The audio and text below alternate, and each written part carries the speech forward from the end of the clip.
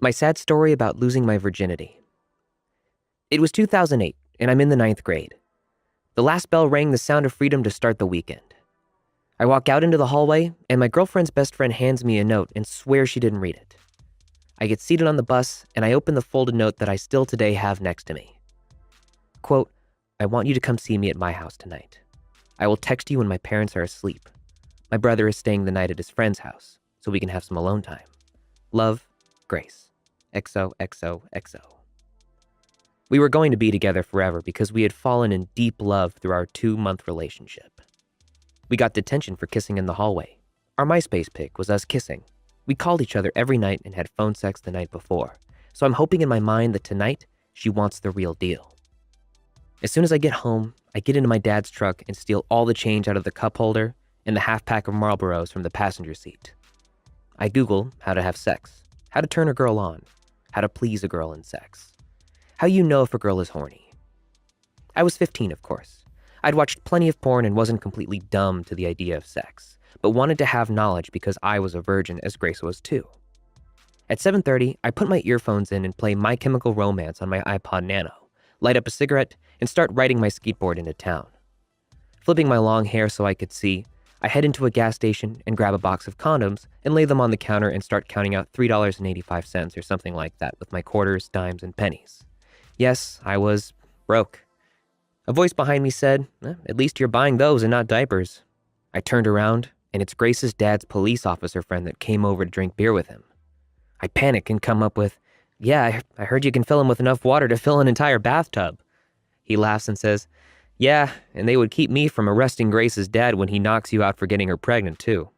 I begin to really panic and leave the gas station thinking about what would happen if he told Grace's dad. We would have to break up, and I wouldn't lose my V-card to my hot girlfriend I masturbated thinking about every night for the past 2 goddamn months. Enough meeting at the skate park, French kissing for 2 hours a night, leaving with a boner hard enough for a blacksmith to use as an anvil. I was ready to pound it into this chick and be with her forever. She was all I thought about. I had her name carved into the grip tape of my skateboard, and her notes that smelled like her perfume in my Vans shoebox under my bed. She borrowed my hoodie and wore it during school, and it smelled like her when I got back. Holding her hand everywhere we went, we always had fun times that I still smile about to this day. Quote, they are asleep. Let me know when you get here. I sneak to her window and she opens it. I climb through the bush and hop there. Grace's bedroom smelled like perfume and burnt hair. Deftones playing on the radio just loud enough where her mom wouldn't walk down the hall to ask her to turn it down. She's wearing a tank top and short shorts, done her makeup and straightened her hair for me. Looked so beautiful, her eyes were looking into mine, her hands shaking as were mine. We lay on her bed and start making out, leading to the first time we had sex. I may sound like a pervert for saying it now, but F me, it was amazing. She looked incredible, and we enjoyed each other. When we are done, I shove the used condom in my pocket, and we kiss for an hour, and we sneak out to smoke. I kiss her and tell her I will call her when I get home. I get home and try calling her and get voicemail every time. I texted her saying, I love you. I left the condom wrapper in your floor somewhere. Get rid of it. And don't get a response until 2 hours later saying, come back over. I try calling again and get voicemail and get a text saying, phone keeps hanging up. Just come over, baby. So I say, okay, wait by your window. When I get there, I sneak up to the window and can hear Grace screaming at her mom. I get ready to hide on the side of the house when I'm slammed into the ground and held down. Boy, if I ever see you around my daughter again, I will beat the S out of you. Get the F out of my yard. He picks me up and pulls me by the arm until we are in the road and shoves me and makes me fall. I look back and see him pick up my skateboard and sling it way above me, and it hits the road far away from me. I grab it and I skate like I had an effing tiger chasing me. The next morning, my mom and dad bang on the bedroom door and told me they got a call from Grace's parents and told me they found a condom wrapper and that I had been making her smoke cigarettes with me. An embarrassing argument ended up being no laptop and no phone for an effing month. Grace's parents pulled her out of public school, and her best friend passed notes for me and Grace, telling how much we love each other and we will figure out a way to see each other. But we didn't. She switched to a private school, and her parents watched her like a hawk. Grace's friends stopped giving me notes for a week, and one day she tells me Grace wants to break up. As soon as I get home, I grabbed the house phone and called her crying, convinced her mom to hand Grace the phone. She is crying too, explaining that her mom found the notes and wanted us to end it until her dad grabbed the phone and said goodbye and hung up. When I finally get my laptop and phone back, I cry listening to the voicemail she sneaked, crying in all of them, telling me she loves me and she never wants to lose me. I was heartbroken through all this, and to this day believe her parents effing overreacted. I discovered she ended up with a preppy boy a year later when I added her when Facebook became a thing. Had a few photos of her sitting on the couch with him and was dressed completely different. Her music interests were effing pop music. Her parents approved of this Sorry, it's what we refer to them as, and I had to move on. Grace's parents molded her into the perfect girl they wanted, and I stayed the same. Our paths just split. All because the cop asshole called her dad and told him about seeing me buy the condoms and didn't like me because I was busted ding-dong ditching with friends last year. My wife made me get rid of all the notes, but I kept a few. So that is my virginity/lost love story. I hope it occupied your time, and if it didn't, back out and don't be a downvote douche. Writing this gave me nostalgia. Please respect that. I pooped myself on a camping trip with my girlfriend. Back in 2017, my friend Dylan and his girlfriend Leah invited me to go on a camping trip with them, and I invited my girlfriend Tori to come along, and she said yes. We'd only been dating for a little over 2 months, but I didn't think it would be too awkward since we recently started sleeping together, and she had hung out with Dylan and Leah a few times. We all wanted a real camping trip and chose Red River Gorge in eastern Kentucky. We hiked up a hill way out in the woods and found a good spot where people had set up camp before. I brought a 2-person tent and blankets to make a sleeping pallet, and Dylan brought his 4-person tent along with an inflatable mattress for them and their German Shepherd Teddy. I felt like a cheap bastard watching them inflate it while I explained to Tori that I spent $140 on all the stuff I bought and I was broke. She told me she didn't care, as long as she was with me. We got everything set up, started a campfire, and started drinking Jim Beam and Coke while the girls made bullfrogs with their Kool-Aid and vodka. We roasted hot dogs and s'mores and talked about family camping trips, party stories, and whatnot. I was glad to see Tori laughing and having a really great time. I held her and glanced up at the stars through the trees a few times, thanking God I had her.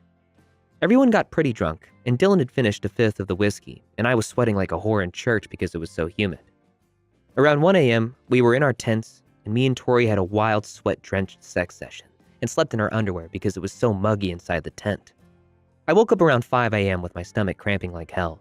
I clenched my eyes and bit my tongue, trying not to moan out in pain and wake up Tori. I put my clothes on, crawled out of the tent, stood up, and dug out a roll of toilet paper from the bags between the tents and ran into the deep brush. I tripped on a tree root and dropped the effing toilet paper and it rolled down the hill. I started running back to get another roll and couldn't handle the pain anymore. I tried to let out a little fart and felt warm juice squirt out. F me, F, please, no, I said as I pulled my shorts and boxers down to examine them with the light from my phone. There was brown chili-looking S all in my boxers, like pulling over and opening your smoking car hood and you know your engine is effed. I quickly pulled my boxers off, squatted down to finish my intensely messy S that sounded like pouring a bucket of wet sand on the leaves and felt so much better. I tossed my boxers away from the trail and heard someone walking down from the campsite. I freaked out because I had S all over my legs, and on one of my hands, it smelled like an effing porta potty in the middle of summer. It ended up being the dog, Teddy. I shooed him away and used the bandana wrapped around my forehead to wipe my butt and tossed it. I sneaked back to the campsite and cleaned up with a bar of soap and a bottle of water with the dog awkwardly watching me the entire time, and decided to sacrifice my deodorant stick and rub it all over my skin and down my butt crack to mask the horrid smell. I went back to the tent, cuddled up to Tori, and went back to sleep. We woke up to Leah screaming. We got out of the tent and saw Teddy running out of their tent with her screaming, "What the F, you nasty GD dog?"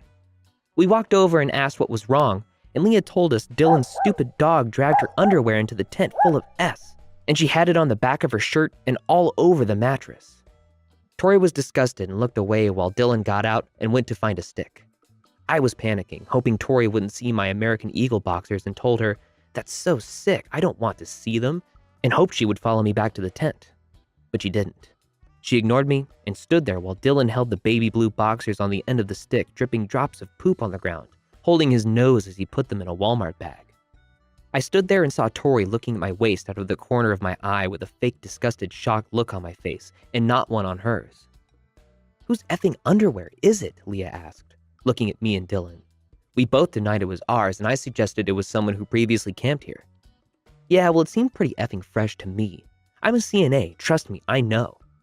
Tori was completely quiet while the two fought about the dog always being into something, and Leah threatening to leave Dylan if he didn't get rid of Teddy. I tried to keep my poker face on while Dylan poured water on Teddy and scrubbed with his toothbrush to get the S out of the fur because, of course, the dog rolled in the S. There was no way in heck I was going to admit that I S'd myself. I had a feeling Tori knew it was mine because even though it was dark, I'm sure she saw my boxers when my shorts sagged. Leah would effing kill me if I said it was mine after having to throw away her shirt and go through all of that. We ate breakfast, packed up, stopped to fill up on gas, and started driving back home. Tori was very quiet and funny acting towards me. She randomly says, "I would be pretty mad if I woke up to the smell of those underwear. But I would understand that someone got sick," and stared at me. I took a deep breath and admitted I got sick, and did not ever think of the dog getting to them when I threw them in the woods. She asked me why I didn't own up to it, and I told her I was too embarrassed to. We didn't have sex for 2 weeks, and she acted funny around me. A month later, she got really drunk from mixing brandy and gin, S'd all over herself, and puked her guts up in my bathroom and was too drunk to clean herself up. She was laying on the floor crying, so I picked her up, put her in the bathtub, and cleaned the S and puke from the toilet and floor, then bathed her like a real boyfriend would do. She told me she understood why I was too embarrassed to own up to my SE boxers. Night to school, daily fist fights, barely punished. So since kindergarten, me and this kid I'll call Andrew have been in the same class together. He's always been kind of a smartass, but we were friends. But this all started to go downhill in first grade. One day, we had a sub. At the end of the day, Andrew got mad for whatever reason. Andrew started to get mad, and this is the first blow-up I've seen him have. He started throwing his desk in the air, really kind of just tipping it, and knocking some of the things out of it. The sub didn't really do anything from what I can remember. I thought this was a one-time thing, but 8-year-old me was wrong. On several occasions that weren't serious enough to remember, Andrew lost his S. In first grade, our class had to take a test to see if we were gifted or not. Of course, Andrew was gifted, and so was I. In second grade, there was this other gifted kid in our class. It was a gifted cluster class, so a pretty large chunk of our class was probably gifted, that both me and Andrew were now friends with, who we'll call Dylan. Dylan stayed in our class from then on, now 5th grade. He's also had to deal with Andrew's S. Let's skip to 4th grade. This was a pretty uneventful year. Now, there's this kid who lives on Andrew's street. Let's call him Brad because he was kind of a D. Every morning, and I mean every morning, Brad and Andrew would get into what were practically fistfights on the bus. Our bus driver was a pretty chill dude, so I don't know that he knew what was going on, but he wasn't a bad bus driver. But later, he brings some justice. So Andrew doesn't like some things. He doesn't like being called nicknames, and sometimes he can't take a joke. When he gets mad, he gets all pink and usually cries and plays the victim card. One day, when me, Dylan, and Andrew were getting off the bus, last ones to get off, Andrew very casually said, "A lot of people don't know that I physically harm myself. I don't know what to do." So I did the most logical thing I could think of and told our teacher, a very nice woman. Kinda crazy, but she thanked me for telling her. Later, Brad ended up getting suspended or something, and banned from the bus for kicking a kindergartner or something. I don't know the details. Later in the year, Andrew brought a knife to school. He was showing everyone. This didn't raise any red flags until he states it was for self-defense. That's a big no-no. Luckily, our mutual 5th grade friend told the bus driver, and Andrew was escorted off the bus by the vice principal. He was suspended for 3 days, and Dylan told the whole class what had happened. I didn't want to say anything, as I thought it would be kind of disrespectful. Another time, afternoon, he sat on a kid, fellow 4th grader. Let's call this kid Diego. Diego usually sat in the seat in the back, the 3-seater, not the half seat. Diego raced back there, and Andrew climbed over the seat on purpose.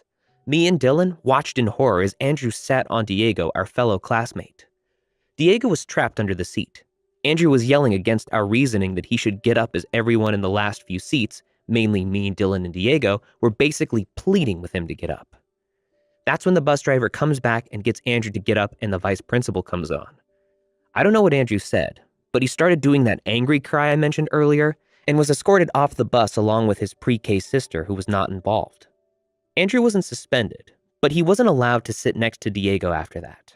Thankfully, Diego was unharmed. Diego wasn't in our class this year, luckily. Even later in the school year, I saw Andrew on a Google slide. This was the year our city put Chromebooks out in schools. That was basically about how much he hated himself and what he thought was wrong with himself. I didn't end up telling a teacher as I didn't know how to do it. I tried to, but it just never was the right time. Eventually, Andrew was put into weekly therapy. He told me and Dylan first, which we were happy about because he clearly needed the help. I also decided not to share this with anyone, as I thought it was a pretty personal thing and not my business to be sharing. Andrew told everyone in the grade, but I didn't really care, as it's his business to do what he pleases with. But that was last year. There was still another year's worth of BS to write. So there was an opening for safety patrol. Only 4th and 5th graders could apply. Me and Andrew both got in. We were in the first rotation. There were too many applications, so it was split between 3 sets of us throughout this year.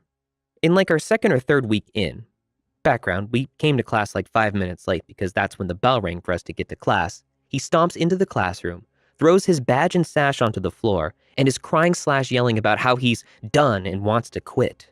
Our teachers took him outside, cooled him off, and a few days later, another 5th grader took his place. Neither me nor Dylan nor anyone else knew what happened. He had the 2nd grade hallway and where parent pickup and daycare go. I don't even want to think about him yelling at some poor child who's on the wrong side of the hall. So by this time, me and Dylan were pretty much done with his S. You may be thinking, why not just stop talking to him? But it wasn't that simple. He's a good friend, and I don't want to die to call him out on his S.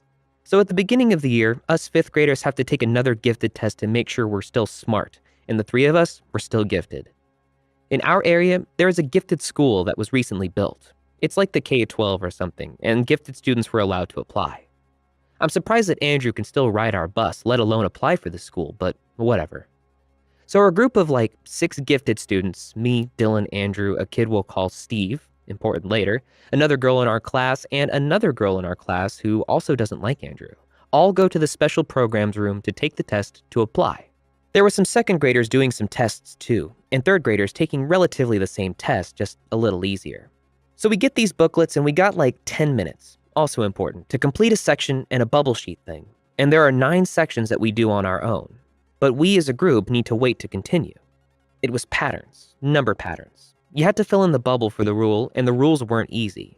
I ended up on the waiting list for that school, farthest I've gotten, and we haven't heard anything else, but yeah. But when the lady, same lady who did testing earlier that year, announced the 1-minute mark, Andrew made a noise. I looked up across the hexagonal table, Dylan on my right, Andrew on Dylan's right, and saw Andrew crying, freaking out. Our gifted resource teacher was also there, and both of them basically told him that they could remove him if he couldn't get his S together, to which he freaked out even more. He was pretty frantic when we continued, but he eventually calmed down. So now, almost done here, just a few more paragraphs, we're into PE. There are a few kids Andrew hates. Steve, his friend, Henry, also important later, Frank, his friend, girl who doesn't like him from testing. Honestly, everyone who is in our friend group kind of hates him. That girl's friend, another friend of theirs, and this kid, Gary, who everyone hates. Gary always makes noises at inappropriate times, dances while walking down the halls, and makes a fool of himself and asks teachers for hugs, along with saying hi to people at ridiculous distances. Like, do you think that Mrs. Henry can hear you from across the gym? And when you ask him to stop, he says no. He holds up the class by crying and walking away, like legit to a corner or something, and yells. But yeah, I don't know what mental disorder Gary has. But he always says that he's, quote, mentally retarded. And I know that making fun of a retarded person is effed up, but I doubt that's really what it is, as Gary makes comments about killing himself and how he's depressed and how everyone hates him. And everyone does try to help him or make him stop, but he doesn't listen. This beautiful cast of characters becomes hellspawn to Andrew. Andrew made one of the girls cry, constantly torments Gary and Steve, makes fat jokes about Frank. Honestly, everyone does. He doesn't shower. He's an effing perv. From experience, is on and off friends with his entire friend group, and he makes it his job to annoy everyone. Well, he's not much fatter than me, but I don't try to make everyone hate me. And I like to think that I'm pretty well respected. And chases one of the earlier mentioned girls during PE with a hula hoop when he gets mad and she yells at him for getting in her face. Henry. Poor Henry is a sensitive kid, but otherwise pretty cool to hang around. He cries a lot is my point. The other week, apparently Henry, quote, took Andrew's hula hoop. He's one of those weirdos who collects them on his shoulder and tugs them around during recess. So Andrew was in his face, yelling at him to give it back. Henry, somehow being the kid who sobbed over some kid getting his napkin on his flatbread, isn't crying at this point. He firmly hangs on to that hula hoop. Andrew is dragging Henry by the hula hoop, grinding his teeth, eyes popping, red face yelling at Silent Henry. Once again, Andrew is in no trouble at all. Lunch. The last part, for now, of this incredibly long, oh my god, wow, sorry, post is insane. I've been waiting for about an hour now. Bear with me. So, in the 4th grade, to put this into perspective, Andrew got mad and started to slam this thick book into his head and liked to use his lunchbox, very long strap things, to disgust us by showing how long he could strangle himself. Yeah, it got worse. So this year, when Andrew gets mad, he slams things. We have assigned seats for lunch, so it's me, Dylan, Andrew, this kid I'll call Ralph. Andrew hates Ralph. And 2 of the girls mentioned earlier who hate Andrew, along with this girl whose main deal is that she was held back for kindergarten, a year older than everyone, except this one girl, aka a different story, and likes to constantly moan on purpose and say things like that to everyone, even teachers, and she rarely stays at our table during lunch. She's usually yelling at other tables or just sitting at them. Ralph likes to joke around a lot, which makes Andrew's blood boil. Jokes become personal attacks to this dude. Like, one day, Ralph said that they shouldn't have put Waluigi in Smash Brothers or something, and after a while, Andrew goes insane and starts slamming his lunchbox on the table. Andrew likes to take stuff from people's plates. Like, Ralph gets a chicken salad for lunch, Andrew eats the chicken. Ralph doesn't mind, but the 2 girls do, as Andrew likes to yell and shake Ralph a lot, leading to a bunch of blowouts. Andrew concerningly eats his entire lunch in like 5 minutes. Us main 3 are all kind of chubby, no offense, and talks and eats others' food the rest of the time. Now, since I'm in this girls' coding club, I'm not at lunch once a week, and sometimes this other club calls me for lunch too, so I haven't seen every freak out. Apparently, the other day he broke the glass thing, the table number card holder thing, and a chunk flew off while I was at one of my clubs. Whenever we get in trouble, Andrew likes to blame the moaning girl for yelling, and says that me and Dylan, the peacemaker, thanks Dylan, constantly want to make a smart comment about his rants and tells the 2 girls to stay out of his business. Recently, we've been playing D&D. Me, Dylan, Ralph, and Andrew. Since we all died, we restarted. But he said we couldn't choose our race because the first time around, Ralph said he wanted to be black so he could say the N-word. Ralph's Asian. Dylan and Ralph are the only 2 white people at the table. They also told this as a joke to one of the black PE teachers who just looked at Ralph with a disappointed smile and walked away. Ralph said he wanted to be Goku and stuff, so of course, Andrew went ape-s. The usual slamming and such. No repercussions. The following Monday, I brought a dice to school for D&D. Dylan and Ralph were playing, but when I put it down on the table, while the 2 thanked me, Andrew simply said, "Oh, don't worry, OP, we aren't playing today," completely ignoring the 2. I could almost see a storm brewing up when I saw my mom walk in the house with yet another outrageously expensive necklace. My dad would go all haywire if he found out that she went out on yet another spree to drain all of his precious money, I thought. She has become a serious shopping addict and thinks that she can hide it easily because of my disability to hear. Well, much to her dismay, I absolutely can. When I was about 7, I developed a rare ear disease, due to which I couldn't hear anything by the time I reached the age of 10. We tried numerous treatments. Consequently, I underwent through several surgeries, but nothing really seemed to work for me. I was distressed. I knew life wouldn't be easy anymore, and I was petrified of the huge expedition in front of me, which was learning sign language and reading lips. I felt like my life has been turned upside down when I found out I couldn't go to the school every normal kid does. Yes, you guessed it right. I had to get enrolled into the school for children with sight and hearing disabilities. I'd be lying if I said it didn't take a toll on me. One day, I was so tired of limitation imposed by my disability that I started crying heavily. I fell to my knees with my head held between my hands, drowning in the river of my tears. My broken dreams and newfound anxieties would haunt me in my sleep. I was not ready to admit that I couldn't listen and jam to my favorite Fleetwood Mac songs. But I still had some luck left. God gave me good friends. It was just another regular stressful day until I saw my friend Macy rushing towards me with a bright grin on her face. She engulfed me in a hug. I was slightly taken by her strange behavior. "What's up with you today?" I asked. She nudged my elbow and pulled me to a side, whispering into my ear, "I have something for you." She had sparked my curiosity. "What's this device in your hand?" I asked. "This," she laughed, "it will change your life." "Congrats! You can finally hear, my love." I would never believe her if I didn't try it for myself. Yes, I could hear everything. I could finally listen to Joni Mitchell as much as I wanted. I felt my feet lift off the ground. I was enthralled. I decided to be coy about it and didn't tell my parents a word about it. I couldn't believe that my parents didn't buy me a hearing aid despite seeing me struggle intensely. I felt betrayed, that too by my own parents. It felt unreal. They couldn't understand my misery. I talked about a storm earlier. So one night, my parents got dressed up for a party. My mom put on her twinkling necklace and clingy black dress. Both of them looked dapper. It seemed like they were going to a fancy party at an elite's palace. I was bewildered. When did they become so rich? I asked myself. At this point, I couldn't care less. I grabbed some snack and went to watch TV. Netflix and chill, you call it. All of a sudden, I heard someone banging on the door heavily. I slightly panicked, but decided to hear the door anyway. I ran to see in the CCTV my parents had recently installed. I saw a middle-aged woman in distress. "Yes?" I asked. "Open the door, please! They're after me! It's Tracy! I'm in trouble!" She looked like she genuinely needed help, so I opened the door and let her in. Her eyes were sunken in. She had huge bags underneath. It appeared as if she hasn't slept for days, her lips chapped and dehydrated. She kept asking me questions about some necklaces and my parents' whereabouts. I somehow told her I couldn't hear and left the room to bring her some food and water. She ate and continued thanking me profusely.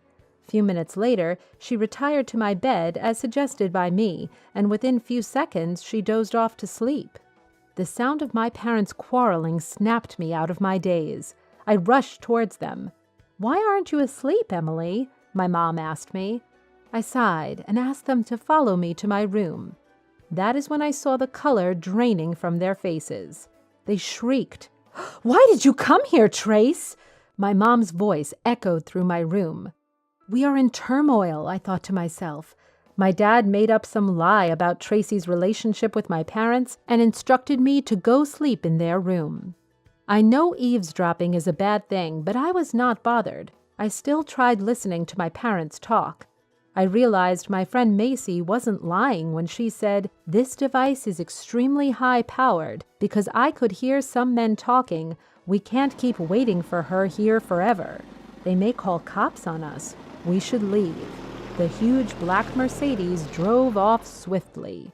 Soon after, I heard my parents sneaking out of the house. I ran up to the huge window and couldn't believe what I had seen.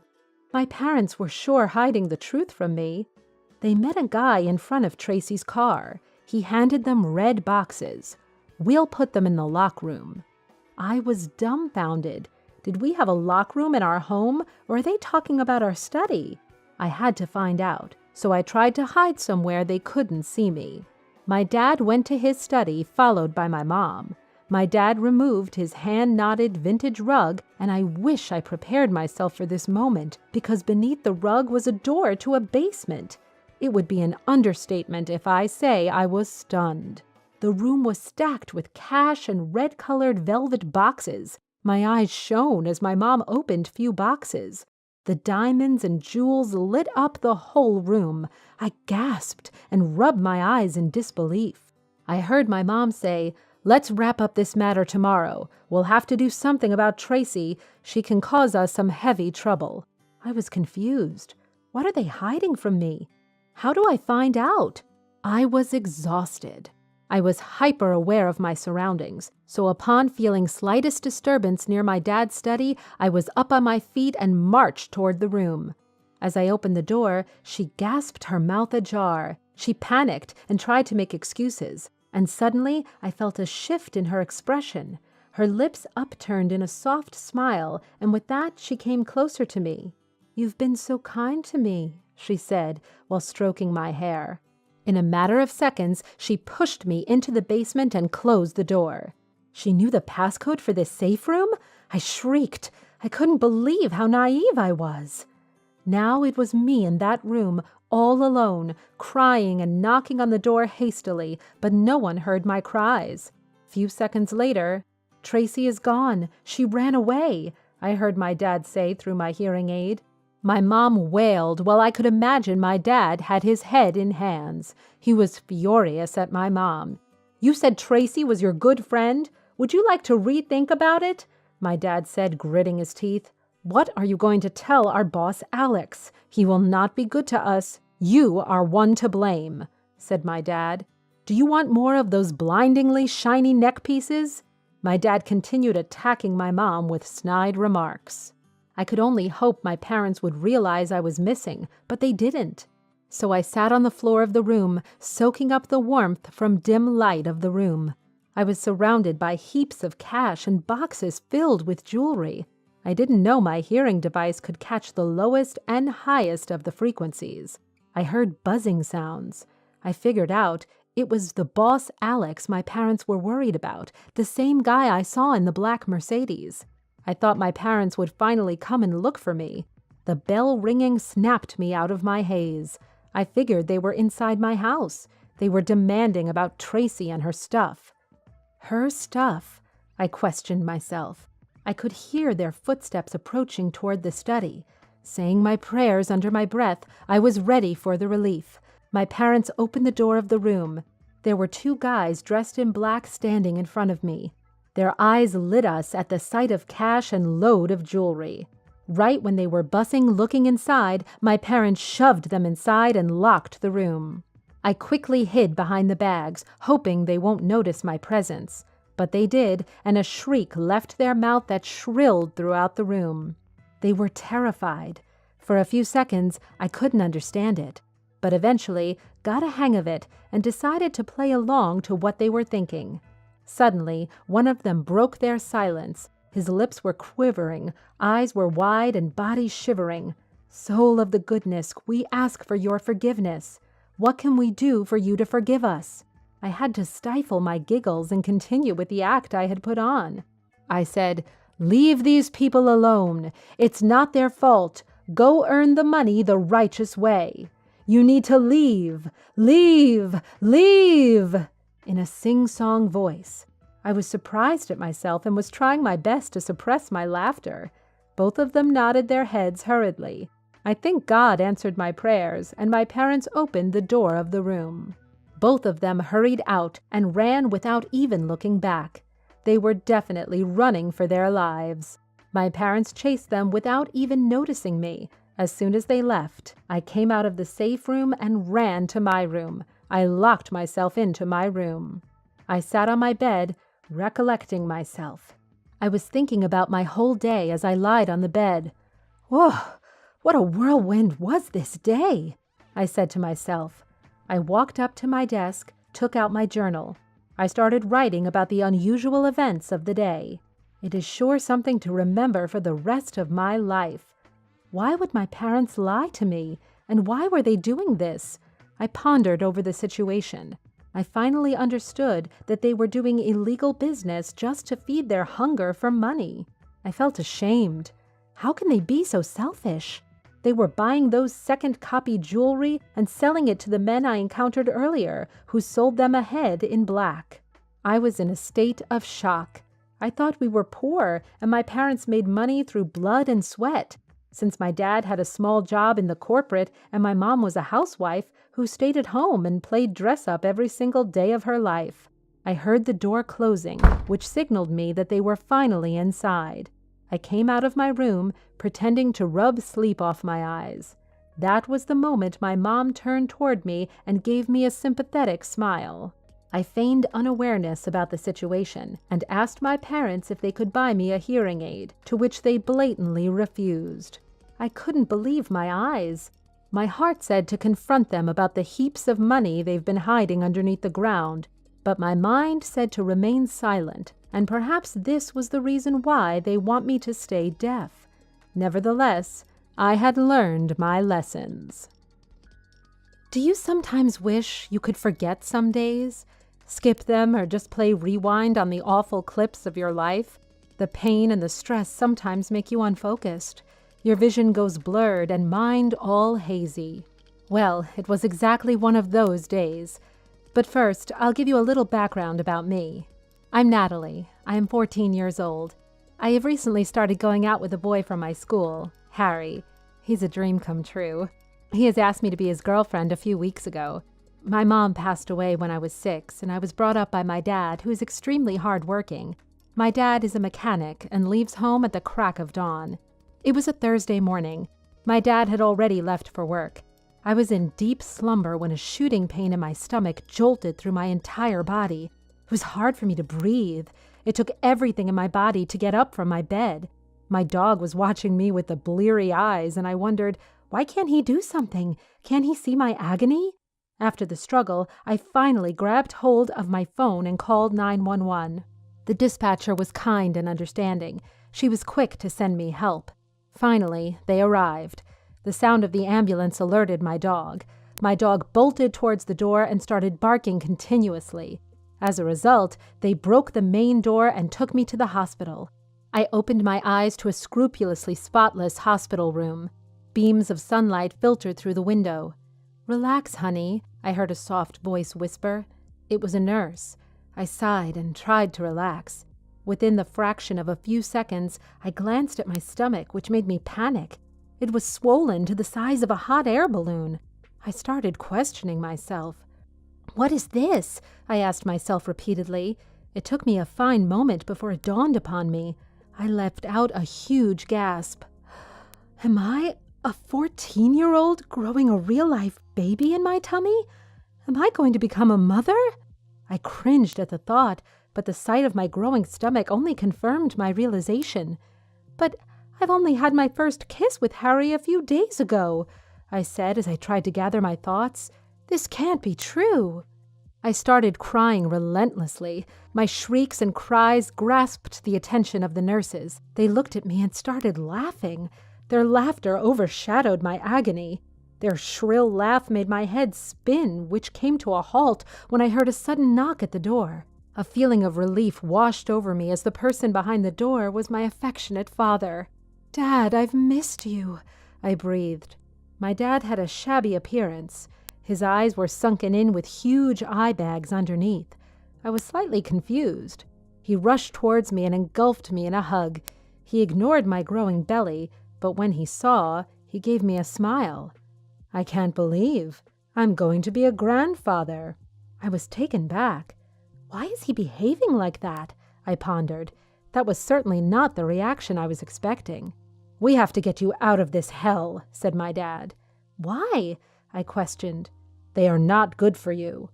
It would be an understatement if I say I was bewildered at how my dad was behaving. The nurses started laughing out of the blue. Laughter echoed through the white walls of the hospital room. It made my dad lose his temper. He started yelling at them. Suddenly, made his way towards me and picked me. He detached the tube of the drip out of my arm.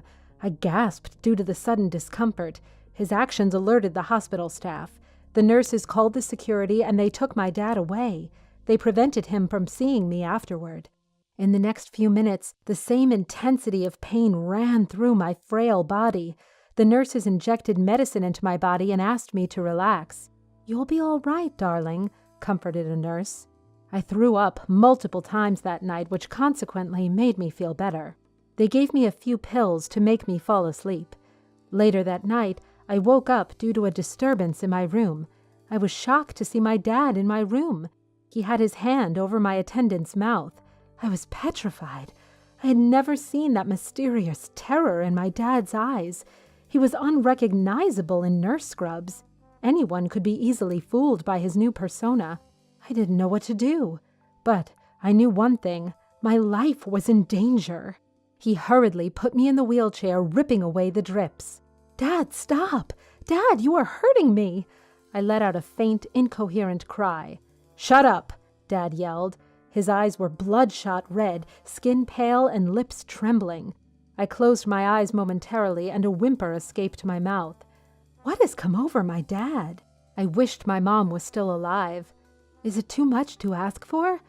I thought medicine and illness made me emotional. I hated that feeling. My dad took a hold of my wheelchair and rushed through the bleak hospital hallway. He greeted the doctors and hospital staff in a sing-song female voice. I never knew my dad had astounding acting skills, but similarly, I didn't know anything about him, did I? I questioned myself. I never knew I had to see the day I'd have to see his facade slipping away. But here I was, being escorted by my dad dressed in nurse clothes. Life is so strange. It was too much to process for my 14-year-old brain. A doctor stopped us at one point and requested my dad to join him for his daily round at the children's ward. My dad pushed my wheelchair in a vacant hospital room and left me to help the doctors. I was surprised. He left me there for some time and came back with a devilish grin plastered on his face. They are such fools, the doctors. I can outsmart them every single day. I couldn't believe my dad would say such things for people highly regarded in our society. He was being outrageously awful. He told me that he has checked the patient's body temperature, measured blood pressure, and blood glucose concentrations. That easy, you see. They think they're gods. I had been horrified for my life as well as the ones my dad treated a while ago.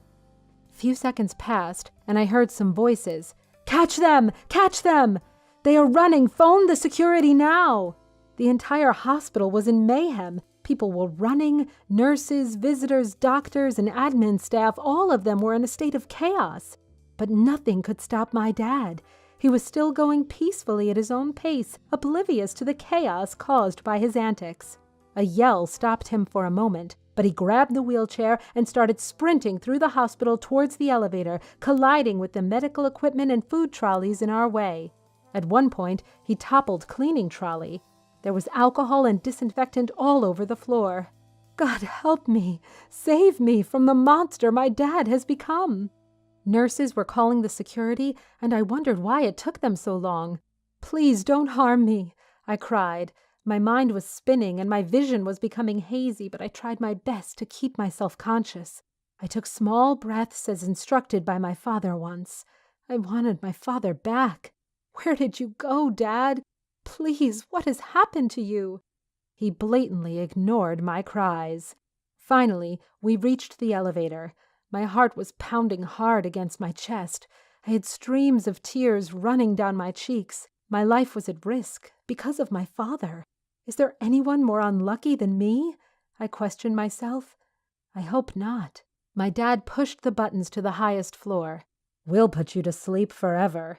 These doctors are no good for your deteriorating health, he whispered in my ear. For the first time in my life, hearing my dad's voice caused shivers to run through my body. I always found his voice soothing and comforting. I was certain he was possessed or something. He was behaving like a hysterical madman. Not only that, but he also didn't care about his blood, me. We reached the 40th floor. I was frightened. The doors of the elevator opened. Luckily, the security guards reached before us. His face lost its color, his eyes were wide and his body shaking. He was panic-stricken. In a matter of seconds, he pushed me towards the security guys. I was grateful they arrived on time. I didn't even want to think about what could have happened if they didn't come to rescue me. My dad went hysterical. He was mocking them. He was making animal-like noises. "Catch me if you can." He looked like a kid has taken away his favorite stuffed toy or candy. "Let's have kids." Kids? I questioned. He sure had some mental issues. What could have happened in a span of night? I didn't know. He ran towards the stairs with guards following behind him. I was left all alone on God knows what floor. I screamed and cried for help. I tried to gather strength to get up on my legs. My legs were shaking. I was having hot flashes and I was sweating profusely. I said my prayers repeatedly. God, give me the strength to stand up. Put me to my feet. It took everything in me to get up. I gripped the sides of the wheelchair tightly, trying to stand up. Finally, I got up. I couldn't believe myself. I let out a scream. I yelled, "Hurrah! I can walk!" With that, I went inside the elevator. Despite Dad's questionable antics, I still loved him. Why wouldn't I? He had brought me up with all the love and affection in this world. I was the luckiest kid with the most affectionate and caring father and an adorable little pup. Oh, my pup! You must be hungry. The thought of my puppy all alone in my house saddened me. I stopped at each floor to help my dad, but couldn't see him anywhere. I screamed his name each time, but my efforts proved to be useless. At the 7th floor, I finally saw him. But what I saw made my head spin. I couldn't believe I saw that with my own eyes. My jaw went slack. I thought I was daydreaming, so I pinched myself again and again. It was my dad getting into a fight with someone who was also my dad. I was shocked. My dad was wearing his work clothes. They were greasy. Couldn't contain my emotions and thoughts. It was the moment I passed out. When I woke up and saw my loving dad next to me, feeling of relief washed over me. My dad gave me a warm embrace. I couldn't stop crying. I was so scared. Do you know what has happened? Please, Dad, I need to know. He told me to relax. He told me that guy was a criminal who had run away from jail. He was taking revenge on the hospital. The hospital had sent him to jail because he took part in criminal activities taken place at the hospital a few years ago. He resembled my dad, which is why I mistook him as my dad. In addition to this, I ate too much Chipotle, which caused food poisoning. I needed emergency treatment, which I received promptly. My dad brought me my favorite tomato cream soup and kissed my forehead. "You're safe, my kid." My first kiss was underwater. I was 15 years old. The school year came to an end, and the class had a semester party to celebrate. I don't normally go to parties during high school, being the awkward kid that I am, but what the hell? Another school year ended, and the venue for the party was near my village, so I came and went. It was a pool party, and while I was hanging out with my circle, one of my classmates went up to me asking if she could borrow my shirt because her two-piece bathing suit was too revealing. This girl is one of the prettiest and smartest students in the school campus, and I kept wondering, if she really were that smart, she would have thought of bringing an extra shirt, lol. But that's where it all started. I gave her my favorite orange shirt that I'm wearing at the moment, because I'm a dweeb and she's a school princess. She gets everything she wants. As I was about to leave, because I really don't have a thing for parties back then, she wouldn't give the shirt back and insisted that I go back to the pool and drink a little bit more. I declined. So she used the old trick of getting help out of the pool, and when I took her hand, she forced me back into the pool like a mother F. She laughed, and I did too. We knew each other for 3 years, but we were never really close friends.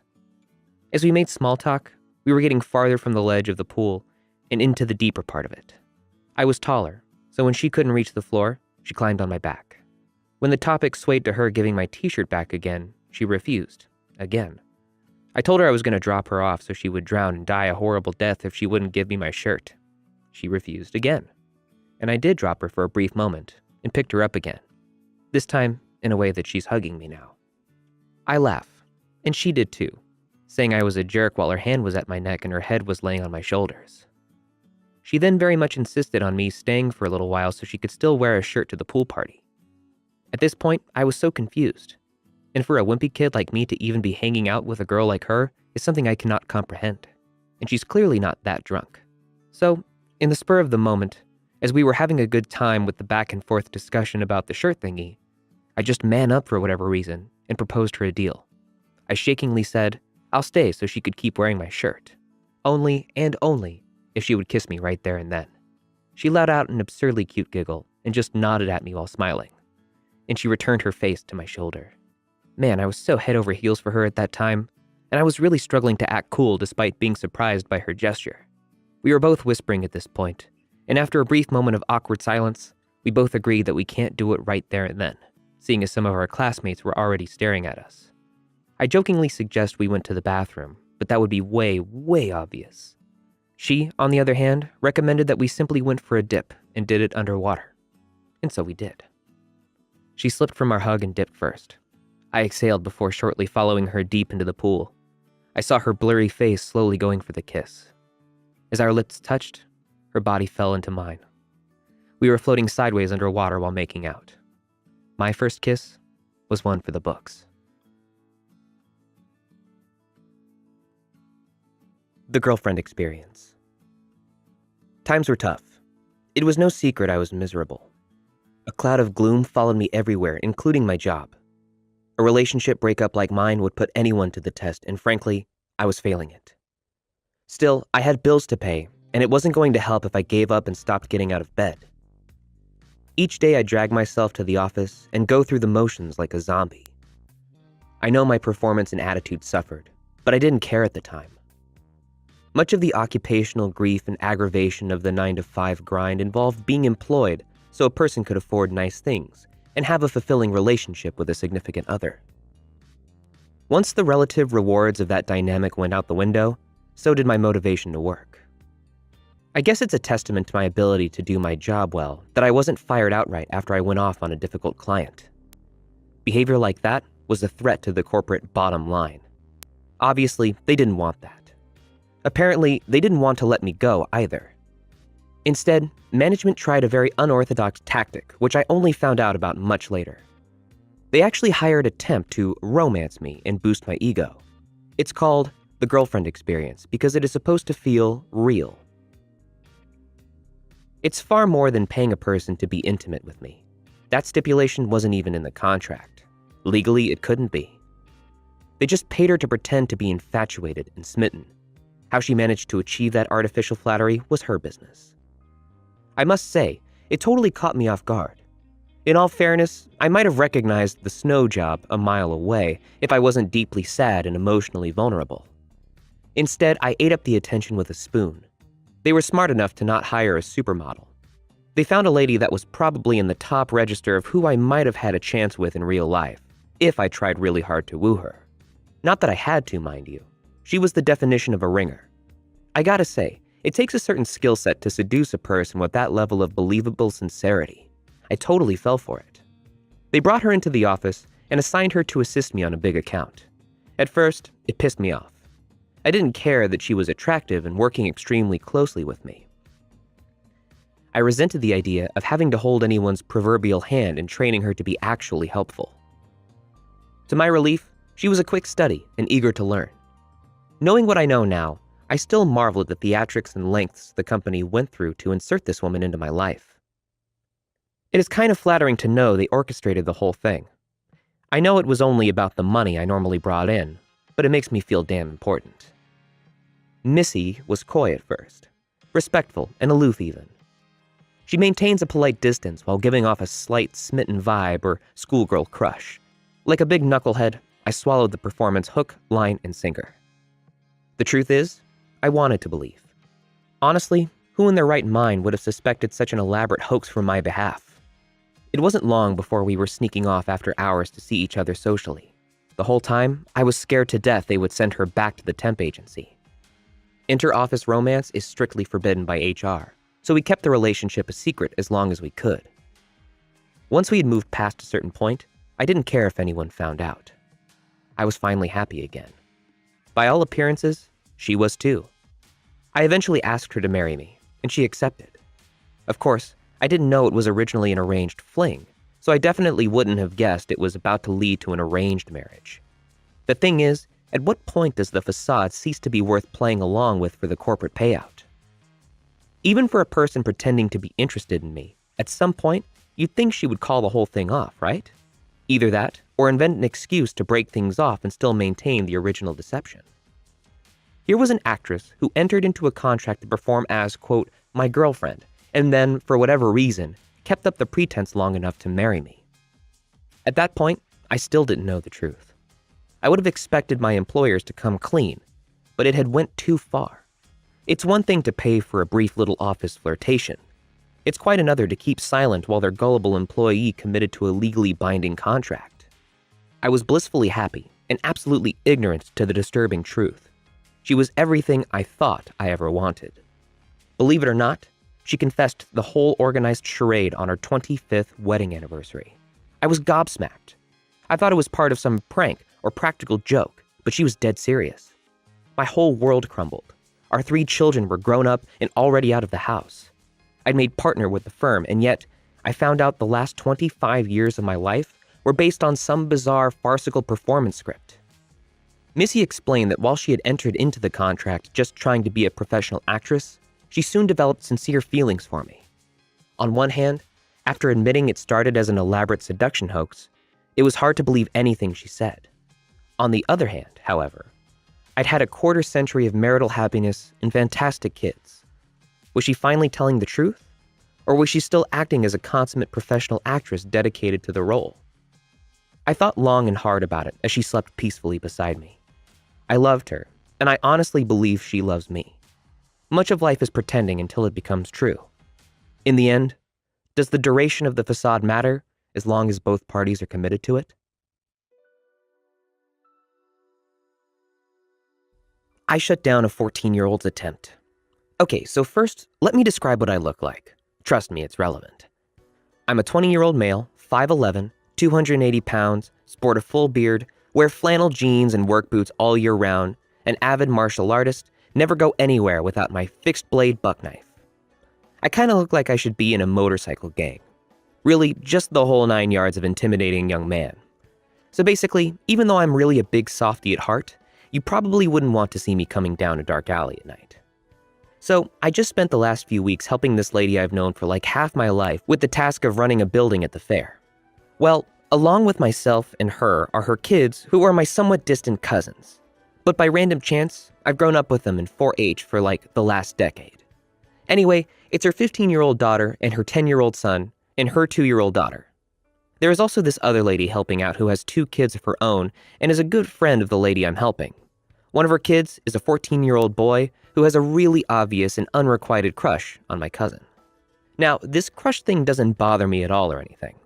I honestly just cringed at how obvious it was when he first showed up. Later on, my cousin tells me about how this kid has already tried to ask her out, but she's basically just not interested and turned him down. The part that becomes an oof is that their moms are close friends, so they keep having to hang out together, and they're actually pretty okay friends. Cool, so now for the actual story. The 3 of us were sitting together running the front table of the building at the fair. The seating is important. It's me behind the table, my cousin sitting next to me, then this kid sitting next to her and kind of kitty corner so he can face more towards her. Well, at some point while we were sitting there, passing around memes and listening to music, she did something. I'm not sure what it was. I think she jokingly took his phone or something. Well, this started a little wrestling contest with her trying to keep his phone away from him and him trying to get it back. After he got his phone back, his revenge was to reach out and start tickling her around the waist. Still fine, but it got my attention because he put his hand under her shirt to do it. That was sort of a yellow flag for me, and I decided to keep an eye on where this was going. He pulled back from the tickling. I could see the wheels turning in his horny little brain.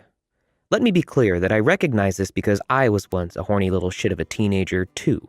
So I was watching him to go through the same thought process I would have gone through at his age as I realized I could get away with putting my hands all over a pretty girl with a good excuse. In eye-rolling predictability, he went back in for round 2. This time, doubling down on the personal space invasion. I've had enough of this to turn my head away from Reddit on my phone and dramatically raise my gaze to look him straight in the eyes from underneath the edge of my westernish-style hat. He catches my eye. She is laughing and bent over and fending off the tickle attack that I don't think she understood the significance of. So she couldn't see either of our faces. At that moment, while he's looking my way, I narrow my eyes ever so slightly with a slight frown. The message is sent and received loud and clear in the ancient language of manliness. Son, you might be getting away with this by her standards, but I understand what you are doing and I don't appreciate you trying to feel up my little cousin right in front of me. If you know what's good for you, you'll get off this train at the next station. The look on his face was priceless. A half an ounce each of shame and embarrassment from realizing that he wasn't as smooth as he thought, mixed with just a quarter ounce of terror at realizing he was on the wrong side of someone who looks like me, and just a pinch of fear that I might say something that would put all of this out in the open. Well, it was a delicious drink. He pulled his hands away from her so fast that I wouldn't have been surprised to hear the sound barrier crack. We then had a silent moment where his expression said clearly in that same old language, "Oh, S. My apologies, mister. I won't let it happen again, and certainly not in your presence. Could I beg you the kindness of not destroying me physically or emotionally? Please have mercy." I allowed him to quietly get out of this one, but not before sending the message back that he would be allowed this mistake, but would not be given another chance to get off so easy. Overall, I'm actually way more proud of this than I have any right to be. The girl has been something of a surrogate sister to me, so I definitely felt like a big brother looking out for his little sis. And if you are thinking I might have been overreacting and making something out of nothing, I made a comment about this to her later, and her response confirmed that my read of the situation was right on the money. Too long, didn't read. Little perv tried to feel up my little sister right in front of me because he thought a tickle fight was good enough cover to get away with it. I silently intimidated him into stopping with nothing more than a glance in his direction, and I'm proud of myself for it. Gorgeous girl. Junior, 17 years old. Math. Third hour. I walk into my new class like I did for all my new classes. Nothing special, but I was lucky enough to get 5 to 6 of my friends sitting around me. Most of that class was spent playing video games on our laptops because our teacher was just awful at teaching. Almost as if he tried to teach assuming that the class already knew the material. Like what? How are we supposed to know how to do the problem if you've only shown one example and had already erased it? Ugh, he sucked. I could write a whole post about only him, but I have to stay on track because it's about to get interesting. This class was full of a whole range of students, so I'd probably say there were 4 groups that would stick together and talk. The room was kind of separated in quadrants. Our group was in the back far corner and consisted of jocks, a few gamers, and not to sound self-centered, but I would say more quote-unquote popular kids. Not that it matters much, but, well, actually, yeah, that's kind of important, so remember that.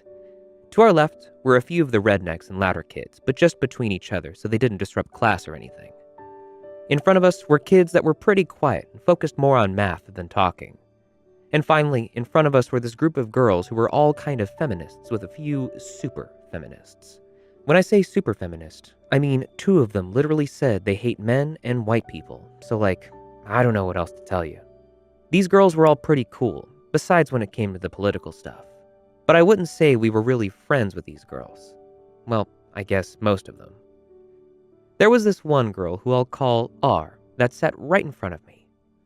R was absolutely gorgeous, so me being me, I would often ask her for a pencil or a question so I could talk to her.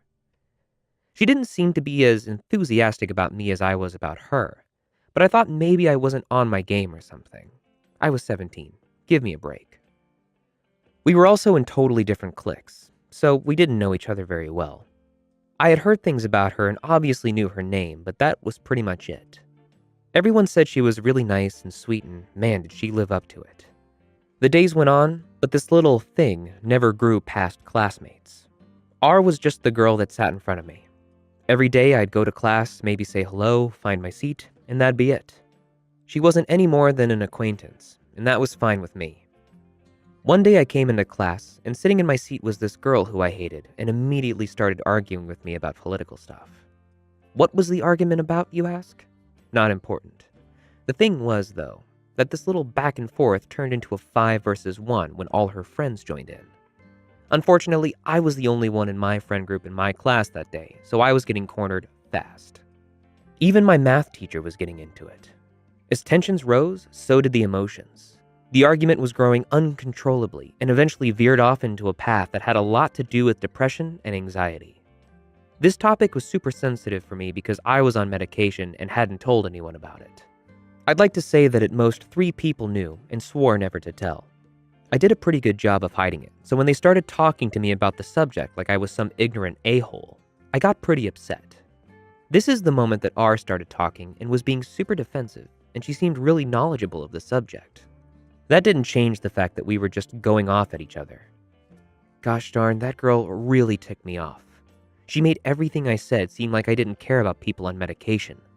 Eventually, the argument led to me saying something along the lines of, "You shouldn't have to depend on pills. They should just help your bettering process." R took it as something completely different, thinking I said, if you take pills, then you aren't really you. She took it really, really hard and called me some names and broke down crying. Stunned, I I stopped myself from saying too much more because it took me back so much. I'd never seen R so full of emotion, so I knew maybe I hit a little too close to home for her. I've made girls upset before, but not like that. The arguing stopped pretty soon after, and soon the bell rang. Everyone got up and simply went to their next class. On to something else like nothing had ever happened, but not for me. I was feeling weird about the whole situation for the day and couldn't even really sleep. Is she depressed too? I asked myself. I never met anyone else who struggled with what I did.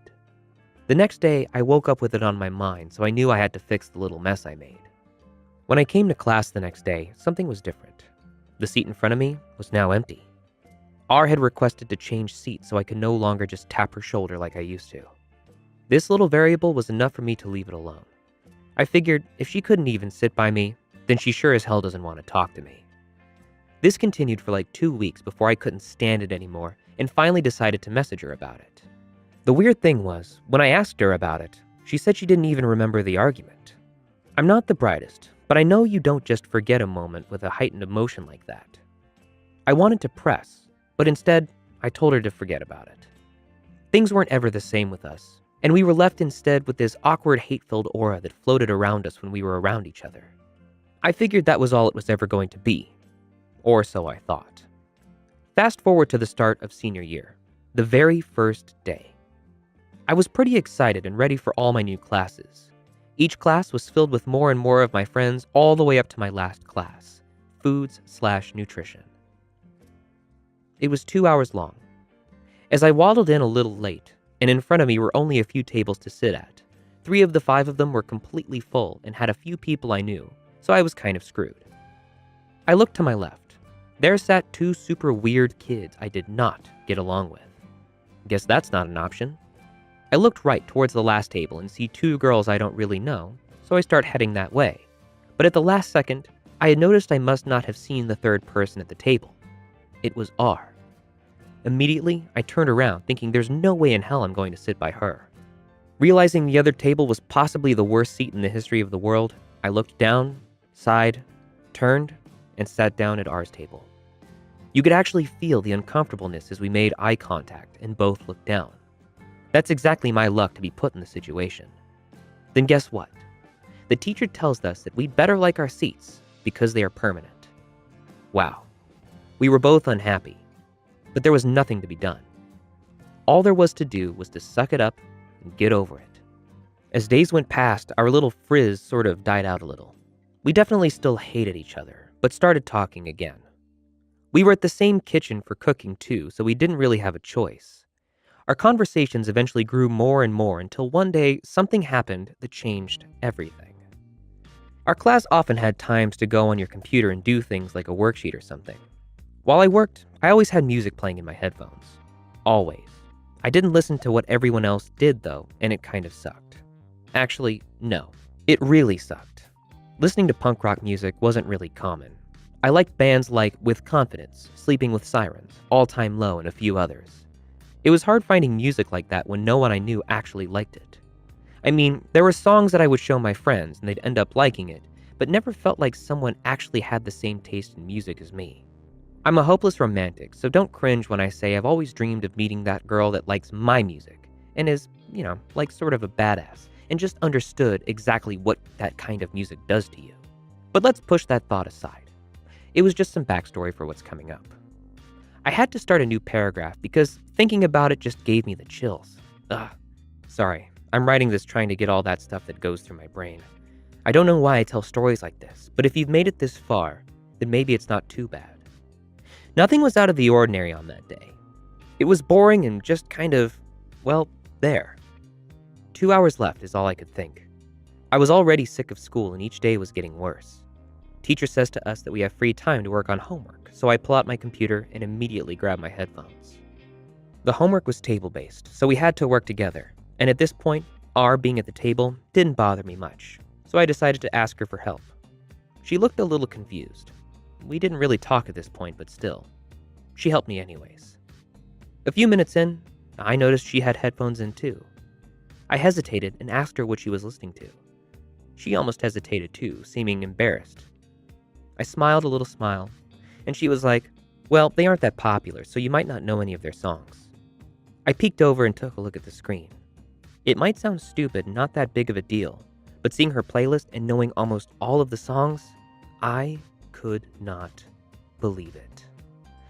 I looked at her and I was like, "What? You know these bands?" Her eyes locked with mine and she said, "You know these bands?" I don't even know how to put it into words. It was like lightning. The rest of that class, we showed each other song after song after song, talking about them and pointing out the best parts only pushed us deeper and deeper into our own little bubble. We had been so lost in each other that sure enough, the bell goes off and we didn't even notice. We were both taken a little off guard, so we just sort of hurried and went home. I couldn't even sleep that night because the rest of my night, she was all I could think about. I mean, where can I even start? This girl drove me crazy all this time, and all of a sudden, this? I eventually fell asleep, and all I remember the next day is being crazy nervous. What if I tried to talk and she didn't care anymore? I guess I didn't mind much since we didn't really like each other, but as soon as I got there, it picked up just where we'd left off. R said something to me, though, that I'd never forget. Once we got back into music, she had this frustrated look on her face when I showed her a new song. Apparently, she'd already heard the song and really liked it. Then out of nowhere, she goes, "Ugh, why does it have to be you that likes all this music?"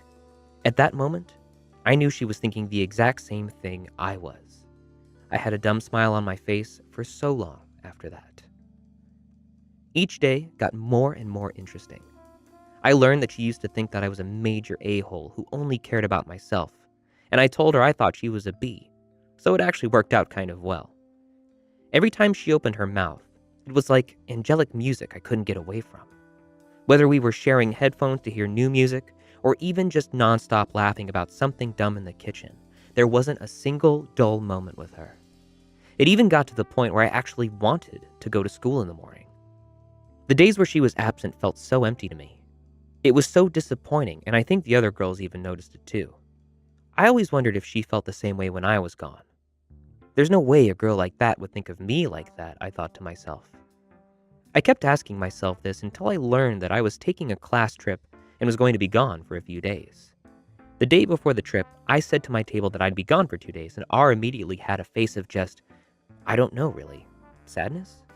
It was so genuine, and she was like, "What? No," but tried to play it off right away after. I smiled at her, and she looked back, and it was like we could read each other's minds. From that point on, I knew we were both in the situation of being drawn to each other with nothing that we could do about it. I never officially said it, but I had the biggest crush on this girl, and I think she had one on me too. There was only one thing that was keeping us apart, something that was way more than enough for either of us to act on. She had a boyfriend. She started dating him in the summer, and they were pretty in love. This guy had been her first everything, so I knew it wasn't some random schlub. Honestly, the guy was kind of a D to her.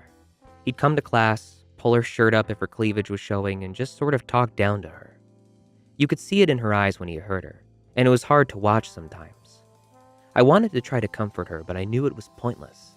I think he caught on to me and her talking and would stand in between us, even halfway through our conversation, so we'd have to stop. I tried to say as much as I could to her before he'd come to her at the end of class. He was usually the end to our fun every day, but I didn't mind. Even talking with her for a minute made my day. Remember how I said R was really sweet? Well, she was, but she had a side to her I never knew about. Our teacher sometimes played favorites and would let some kids on their phones and others not. On this day, she decided that R was the one to not be on her phone. In less than a second, R had this fire in her that I could almost feel just by looking at her. She snapped back and they got into an argument that lasted only a few words. Those arguments started occurring often, and to be completely real, they made me like her even more. I'd argue with a teacher or two if I knew they were being unfair, and apparently she did too.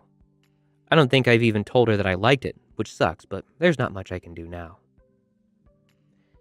As the semester drew to an end, I realized things with this girl would never turn into anything.